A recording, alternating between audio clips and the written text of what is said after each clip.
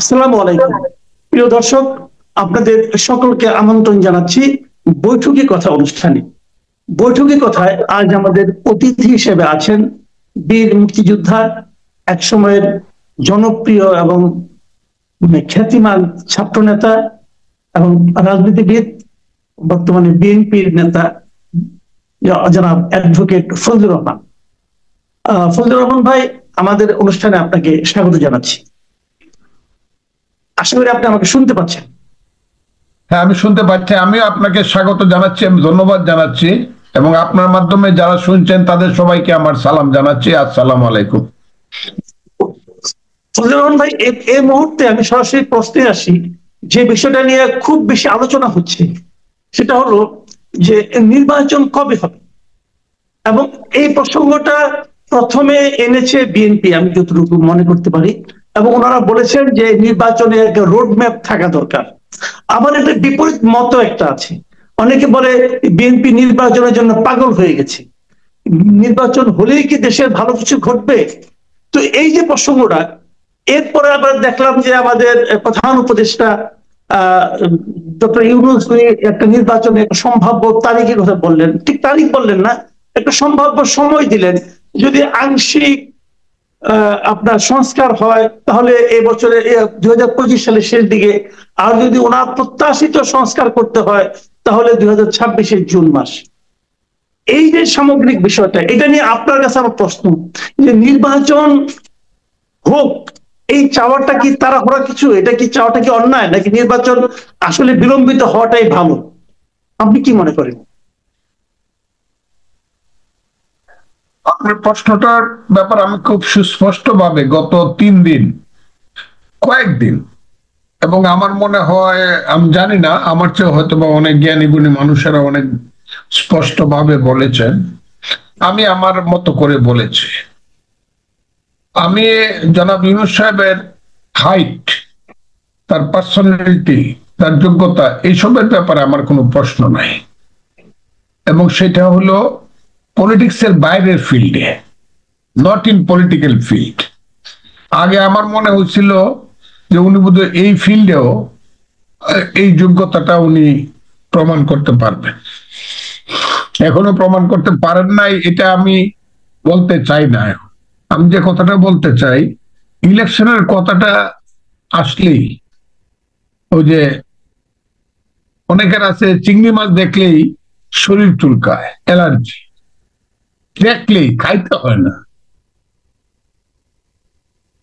অনেকের আছে বেগুন খাইলে ঠোঁট ফুলে যায়।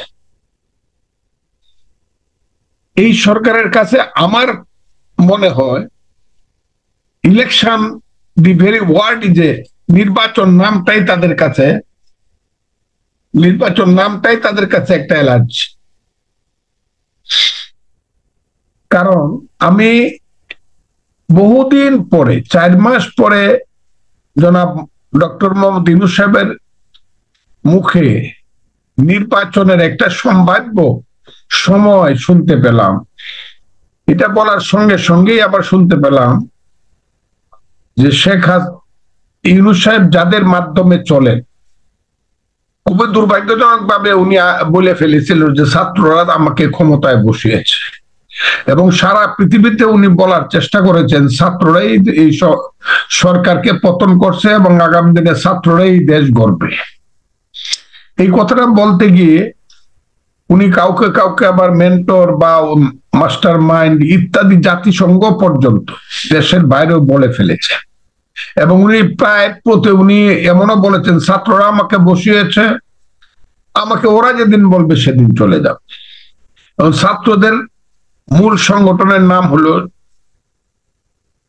বৈষম্য বিরোধী ছাত্র আন্দোলন, এবং এটার প্রধান ব্যক্তিদের নাম হলো সমন্বয়ক। এটা বাংলাদেশের ডিকশনারিতে খুব রক্তিম অক্ষরে লেখা থাকবে, স্বর্ণালী অক্ষরেও লেখা থাকতে পারে সমন্বয়ক, আবার অনেকে বলে সমরনায়ক। তো এই যে সমন্বয়ক অথবা সমরনায়কেরা, আমি দেখলাম তারা সঙ্গে সঙ্গে বলে ফেললো কিসের ইলেকশন, শেখ হাসিনা এবং আওয়ামী লীগের বিচারের আগে যদি কেউ ইলেকশনের কথা বলে তাকে আমরা গণশত্রু হিসাবে আমরা বিবেচনা করব। মানে ইলেকশন যে কথা যে বলবে সে হবে গণসূত্র। কাঁদবো না হাসবো, রাগ করবো না খুশি হব বুঝি না, কিন্তু এইসব পোলাপানে যে নাবালক পোলাপানে এইসব কথা বললে পরে মনে হয় ধরুন তুমি ধিদা হও, আমি মাটির নিচে ঢুকে যাই। ইলেকশনের কথা বললে গণশত্রু হবে। এবং তারা যে এই কথাটা বলেছে এবং যে হুমকিটা দিয়েছে, এই হুমকির কারণে ইউনূস সাহেবের একজন আছে, তার নাম পিয়ার না পিয়ে, উনি তার নাম বোধহয় শফিক আলম সাহেব, মহাজ্ঞানী একজন মানুষ। এখানে আমি দেখতেছি কাউকে কাউকে বলা হচ্ছে সক্রেটিস, কাউকে কাউকে বলা হচ্ছে অ্যারিস্টটল। তো এইসব অ্যারিস্টটলরা বলতেছে না না, এই যে প্রথম দিকে না, ডিসেম্বরের শেষ দিকে না, 25শে ডিসেম্বর না, জুন মাসে 26-এর ইলেকশনটা হতে পারে, হতে পারে। উনি বলতেছে যেটা ইউনূস সাহেব বলেন। তো এই অবস্থায় তারা একটা, উনি বলতেছেন জুন মাস 26শে জুন। আর ওই যে সমন্বয়করা যারা ইউনূস সাহেবকে মনে করে বৈরাম খা, এবং ইউনূস সাহেব দায়িত্ব নিচ্ছে দেশের সম্রাট আকবর তৈরি করার। কে যে সম্রাট আকবর আমি বুঝতেছি না, তবে আস্তে আস্তে আমি বুঝতে পারবো সম্রাট আকবর হিসাবে কাকে তিনি প্রতিষ্ঠিত করতেছেন। তো তারা বলতেছে যে বিচারের আগে শেখ হাসিনা এবং আওয়ামী লীগের বিচার তো হতে গেলে, আমি আইনজীবী হিসাবে বুঝি বাবর সাহেবের বিচারটা শুরু হয়েছিল 2008 সনে, প্রাথমিক রায় হলো 2014 সনে, প্রাথমিক রায় যাবজ্জীবন অথবা ফাঁসি কারো কারো। তারপরে 10 বছর গেল, হাইকোর্টে আর শুনানি হইল না। হাসিনা সরকার যখন চলে গেল তখন শুনানি হয়ে তাড়াহুড়া করে মাত্র হাইকোর্ট পাস করলো 10 বছরে। 8 থেকে 24, এটা হলো 16 বছর। আরো যদি এপিলেট ডিভিশনে যায়, আরো কমপক্ষে মিনিমাম 2 বছর ধরি, তাইলে 18 বছরে একটা মামলার চূড়ান্ত সিদ্ধান্ত হয় বা জাজমেন্ট হয় বা বিচার হয় এবং ফাঁসি হয়। তারপরও রয়ে গেল প্রেসিডেন্ট তার মাফ করার ব্যাপার ট্যাপার ইত্যাদি। এই 18 বছর যদি অপেক্ষা করতে হয় আমাদেরকে একটা ইলেকশনের জন্য, হাসিনার কবে ফাঁসি হবে বা যাবজ্জীবন হবে তার দলে, এরপরে আমরা ইলেকশন করব, তারা কি 18 বছর বিনা ভোটে ক্ষমতায় থাকতে চায় কিনা? হ্যাঁ, তারা থাকতে পারে। তারা যেভাবে কথাবার্তা বলে, এই ধরনের হাইজাকিং কথাবার্তা, আমি তাদেরকে হাইজাকার বলবো না, কিন্তু কথাবার্তা তারা সমস্ত ব্যাপারটাকে হাইজ্যাক করে নিয়েছে। বাংলাদেশে তারাই কিন্তু সব না। 1.5 মাসের আন্দোলনে যদি নেতা হয়ে যায়, তো 1.5 মাসের আন্দোলন তো একটা ধানই পাকে না,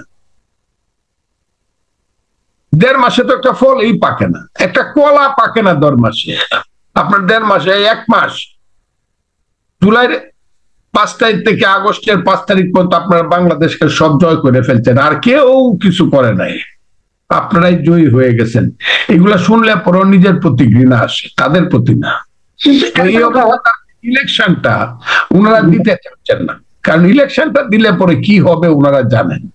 ওনাদের জনপ্রিয়তার যে বেরোমিটার, এই বেরোমিটার ওনারা না জানলে ওনাদেরকে হয়তো বা কোথাও থেকে বলা হয় যে আরো অপেক্ষা করতে হবে 10 বছর, তারপরে তোমরা এখন 23 বছর হয়েছে, এখন তোমাদের বয়স 33 বছর হইলে পরে সম্রাট আলেকজান্ডার যেমন বিশ্বজয় করছিল, গ্রেট আলেকজান্ডার, তোমরা বোধহয় 33 বছরের গ্রেট আলেকজান্ডার হইবা, অপেক্ষা। কাজে তারা ইলেকশনটাকে দিতে চায় না। কিন্তু একজন দিতে না চাইলে ইলেকশনটা হবে না তা কিন্তু নয়। বাংলাদেশের ইতিহাস বড় নির্মম এবং নিষ্ঠুর। আমি সবসময় একটা কথা বলি, এই বাংলায় শুধু পেলি চামেলি আর জুই ফুল ফুটে না, এদেশে রক্ত গোলাপ, রক্ত যুবক ফুটে। আমি সবসময় আমার বক্তৃতা বলি, এদেশে শুধু কোকিল ডাকে না, রয়্যাল বেঙ্গল টাইগারও ডাকে। কাজে যারা বাংলাদেশকে চিনে না তাদের জন্য ভিন্ন কথা, কিন্তু ইলেকশন না দিয়ে তারা পারবে এটা আমি মনে করি না। আমি মনে করি ফেব্রুয়ারি মার্চ মাস থেকে এটা বুঝে যাবে ইলেকশন তারা কবে দিবে এবং কবে দেশে ইলেকশন হবে। তবে ইলেকশন যত দ্রুত হয় ইউনূস সাহেব বেঁচে যাবে, বাংলাদেশ বেঁচে যাবে। আর ইউনূস সাহেব ইলেকশন না দিয়ে তার সরকার যত বেশি বিনা ভোটে ক্ষমতায় থাকতে যাবে, দুর্ভাগ্য তাদের জন্য অপেক্ষা করছে, এটা আমি মনে করি। এবং সেই দুর্ভাগ্যটা শেখ হাসিনার চেয়ে খুব কম হবে এটা আমি মনে করি না। কাজে ইলেকশন বাংলাদেশের মানুষ আনবে, এবং যদি বাংলাদেশের মানুষকে যদি আন্দোলন করে ইলেকশন করতে হয় তো ইউনূস সাহেবদের কপালে দুঃখ আছে। এই যেটা আমি চাই না, আমি চাই ইউনূস সাহেব সবচেয়ে সফলতার সঙ্গে একটা ফ্রি ফেয়ার ইলেকশন দিয়ে জনগণের প্রতিনিধিদের হাতে ক্ষমতা হস্তান্তর করে উনি নিজের যে বিশ্ব ব্যক্তিত্ব এটা উনি নিজেকে প্রমাণ করুন, এটা আমি মনে করি। এই কথাটা তো ঠিক, এই কথাটা তো আপনি মানবেন যে এখন যে সংস্কারের দাবি উঠেছে এই দাবিগুলো পূরণে অতীতে আমরা রাজনীতিবিদদের কোনো ভূমিকা দেখিনি, এটা তো ঠিক। কোন দাবিগুলো? এই যে সংস্কারের দাবিগুলো উঠেছে, হ্যাঁ, কি সংস্কার করতেছেন তারা? আমার জানা দরকার কি সংস্কার তারা করতে চান, কে এই মহাজ্ঞানী লোকটি আমার জানা দরকার। না এরই মধ্যে তো 6টা এবং পরবর্তীতে আরো 5টা সংস্কার কমিশন হয়েছে। এই কমিশনগুলোর কর্মকাণ্ড এবং যোগ্যতা কি আপনি মানে গুরুত্ব দিতে চাচ্ছেন না? আমি তাদের যোগ্যতা বা গুরুত্ব কোনো কিছুই বলছি না, আমি শুধু বলছি সংস্কার অনন্তকাল চলবে, যতদিন পর্যন্ত কিয়ামত না হবে পৃথিবী। এই সংস্কার চলছে যেদিন থেকে মানুষ গুহায় বাস করতো তারপর থেকে সংস্কার শুরু হয়েছে। বরফ যুগ যেদিন থেকে ছিল তখন থেকে, বিগ ব্যাং যেদিন থেকে হয়েছে সেদিন থেকে সংস্কার শুরু হয়েছে। সংস্কার তো অনন্তকাল চলবে। সেই সংস্কারের নাম নিয়ে আপনারা ইলেকশনকে দীর্ঘায়িত করছেন কেন? এই সংস্কার করলে তো 3 মাস লাগে। দেন তো দেখি আমাকে কোনটা দিবেন, আমি 3 মাসে পারি কিনা দেখি, বা আমাদের কিছু লোক আমি সাজেস্ট করি যে এদেরকে দেন, এরা 3 মাসে পারে কিনা দেখেন। আপনারা এটাকে 3 বছর লাগাইতে চাচ্ছেন কেন? এর অর্থ হইলো গদিটা খুব তুলতুলে লাগে এবং খুব শীতের দিনে খুব আরাম গরম লাগে, সেটাতে বসে থাকতে চান এবং বড় বড় কথা বলতে চান। বড় বড় কথা বললেন না। এই দেশটা কিন্তু আমরা যুদ্ধ করে সৃষ্টি করছি বলে আপনাদের এই মন্ত্রিসভার মধ্যে বা উপদেষ্টা পরিষদের মধ্যে কিন্তু খুঁজলে, লাইট দিয়ে খুঁজলে একজন মুক্তিযোদ্ধা পাওয়া যেত না, এক্সেপ্ট মিস্টার মুক্তিযোদ্ধা মন্ত্রী, তার নাম হলো জনাব ফারুকী আজম। এর বাইরে কাউকে খুব বেশি পাওয়া যাবে বলে মনে করি না। কারণ মুক্তিযুদ্ধ যখন হয় আপনাদের তখন ওই যে যিনি থিঙ্ক ট্যাঙ্ক, যিনি জনাব আসিফ নজরুল, তার বয়স আছিল 5 বছর। কাজে ও তো বড় বড় কথা বললেন না তো। আর যে ছেলেরা বড় বড় কথা মুক্তিযুদ্ধ বলে সেই সময় তার বাপের জন্ম হয়েছে কিনা, মার জন্ম হয়েছে কিনা এইটা নিয়েও আমারও হয়েছে। আর তো হয়ে থাকলেও মার সাথে বাপের দেখা হয়েছে না, তাদের বিয়ে শাদী তখনও হয় না। কাজে মুক্তিযুদ্ধ নিয়ে, দেশ নিয়ে বড় কথা বলে না। দেশটা আমরা সৃষ্টি করছি, হইতে পারে আমরা ভুল ত্রুটি করছি রাজনীতিবিদরা, সব আপনারা করে ফেলছেন তা না। আপনারা কি করছেন এটা আমরা জানি, এনজিও করে, এই করে, ওই করে, আমরা তাও জানি। আর এখন কি করতেছেন, কার চেহারা টমেটোর মতো লাল হইতেছে, তুলতুলে হইতেছে, এই জিনিসগুলো বুঝি, কার কথা কই প্রতিবাদ করেন না কেন? তৃতীয় মাত্রা বৈশ্য জনাব জিল্লুর রহমানের মতো সাংবাদিক যেভাবে বলে, যে অভিযোগগুলা করে তার উত্তর দেন না কেন? কেন আজকে বলে পিনাকি ভট্টাচার্য এবং ইলিয়াসের মতো, হুসেনের মতো সাংবাদিকরা কেন বলে শত শত কোটি টাকার কালো টাকা ডিল হচ্ছে? আমি বলি না, আমি বলবো না কোনোদিন আপনাদের বিরুদ্ধে, বলে কেন? কাজে সব সত্য ঠিক না, সব মিথ্যা সেটাও ঠিক না। রাজনীতিবিদরা সব খারাপ করছে এটাও ঠিক না। খারাপ করলে পরে এই দেশে প্রথম বাজেট ছিল 753 কোটি টাকা, এখন এটা 7 লক্ষ কোটি টাকায় দাঁড়াইতো না রাজনীতিবিদরা সব খারাপ করলে। এটা আপনারা করে দেন নাই। কাজে রিজন হাসান যে কথাটা বলছি, কথাটা তার উইথড্র করা উচিত। আমরা আসছি আপনাদেরকে ঠিক করে দেওয়ার জন্য। আমাদেরকে কেন আসছিল? আপনি কে? আপনাকে তো ইউনূস সাহেব আনছে, এবং এটা পিনাকি ভট্টাচার্য বলে কেন আপনাকে আনছে, কোন কোটার থেকে আপনাকে আনছে, আমি তো বলবো না। জি জনাব ফজলুর রহমান সাহেব, আপনাকে অনেক ধন্যবাদ। আপনার কাছ থেকে অনেক বেশি খোলামেলা এবং কিছু কিছু ইঙ্গিতপূর্ণ কথা শুনলাম। আমি আশা করি আমাদের দর্শকদের এগুলো পছন্দ হবে। প্রিয় দর্শক, আপনারা শুনলেন জনাব ফজলুর রহমান সাহেব ওনার স্বভাব সুলভ ভঙ্গিতে ওনার মন্তব্য, বিভিন্ন প্রশ্নের উত্তর দিয়েছেন। আমার ধারণা আপনারা অনেক প্রশ্নের জবাব পেয়ে গেছেন, অনেক চিন্তার খোরাকও পেয়ে গেছেন। আপনারা ভালো থাকবেন। আজ ইলেকশন হইতে হবে, ইলেকশন করলেই গণশত্রু যারা মনে করে তারা ভুল করতেছে। ইলেকশনে দেশে হবে এবং জনতার প্রতিনিধি আছে, ইনশাআল্লাহ দায়িত্ব আসবে।